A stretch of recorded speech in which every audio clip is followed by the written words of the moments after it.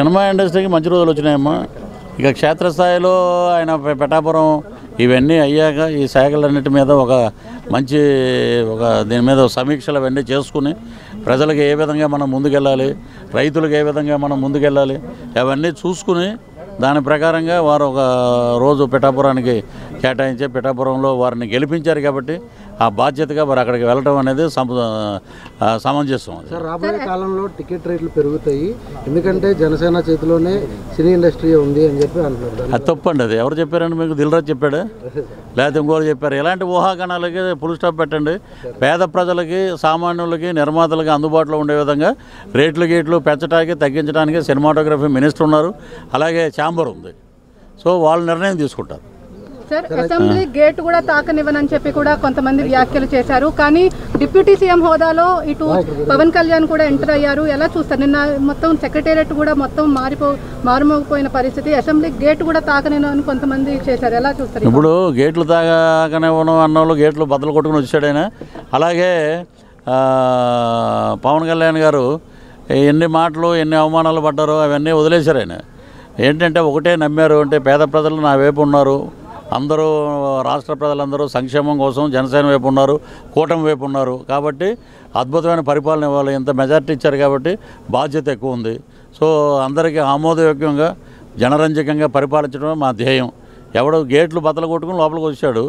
Gate దాటిన వాళ్ళందరూ కొంతమంది బూట్లు తుడుస్తున్నారు. చంద్రబాబు గారిది రేపే ఎల్లుండే వెళ్తారంట బూట్లు తుడవటానికి. కొంతమంది గేట్లు తుడుస్తున్నారు, కొంతమంది ఎవరు జగన్మోహన్ రెడ్డి గారి ముంజేతి మీద ఎంటుకలు బిగుతారంట. అది సార్, ఫిలిం డెవలప్మెంట్ కార్పొరేషన్ ఏమన్నా చైర్మన్ బాధ్యతలు ఏమన్నా మీకు ఏమైనా ఆశ ఉందా? ఇస్తే చేస్తామండి. ఏమన్నా ఇప్పుడు బిర్యానీ తినంటే తినరా? ఆశ ఏముందా? ఇప్పుడు ఎవరో ఇచ్చారు, అది ఇదో మీరు చేయండి అంటే చేస్తాం. ఇవ్వకపోయినా ఏది ఇవ్వకపోయినా కూడా జనసైనికుడిగా బల్లెం పట్టుకుంటాం. కరెక్ట్గా ఆ టైం వచ్చినప్పుడు మళ్ళీ మీ పని వచ్చింది మీరు రావాలి అంటే మళ్ళీ పరిగెట్టుకు వస్తాం. సార్, ప్రజలకు న్యాయం చేసి ఓడిపోయాం, కానీ మేము ఏ అన్యాయం చేసి ఓడిపోలేదు, తలదించుకోవాల్సిన అవసరం నాకు లేదు అని చెప్పి విజయ్ గారు అంటున్నారు. ఇప్పుడు ఆవిడ న్యాయం చేసింది ప్రజలకి అంటే ఎవడైనా నవ్వుతాడు. అసలు గురువింద సంతాన తప్పులన్నీ వాళ్ళ దగ్గర పెట్టుకుని నువ్వు ఏమి న్యాయం చేసి ఒక మాట అడుగుతాను, సమాధానం చెప్పానండి. ఆమె నా మీద ఇలాగ ఎలిగేషన్స్ పెట్టారు సార్, తెలుగుదేశంలో ఉన్న సత్యనారాయణ ఆయన నా మీద ఇలా చేశారు అని అంటే, నీకు సంబంధించి నీ పార్టీకి సంబంధించి home minister lady Taneti Vanitha గారు ఎవరు ఉన్నారు అప్పట్లో, ఆమె మాట్లాడాల, మహిళా ఎమ్మెల్యేలు మాట్లాడాల, విడుదల రజనీ గారు మాట్లాడాల, నెక్స్ట్ ఇక్కడ ఉన్నటువంటి పెద్దిరెడ్డి రామచంద్రారెడ్డి గారు మాట్లాడాల. ఇంకా నువ్వు చేసింది ఏంటి? నువ్వు ఎలాంటిదనో జనాలకు తెలుసు. ఈవిడ చాలా బ్రహ్మాండంగా చేసేసి వైనాట్ 175 అంటే ఆ నగిరిలో నిన్ను ఓడించారు. నువ్వు ఎక్కువ మాట్లాడుతున్నావమ్మా, నీ సీన్ అయిపోయింది, నగిరిలో ఓడిపోయేది నువ్వే ముందని చెప్పి నేను ఎప్పుడో చెప్పాను. ఫైనల్గా చెప్పండి, జన సైనికులు ఆయన ఏదో సీఎం అన్నట్టు డిప్యూటీ సీఎంకి 3 మంత్రి పదవులకి ఎంత అడావుడు చేస్తున్నారు ఎందుకు అంటున్నారు?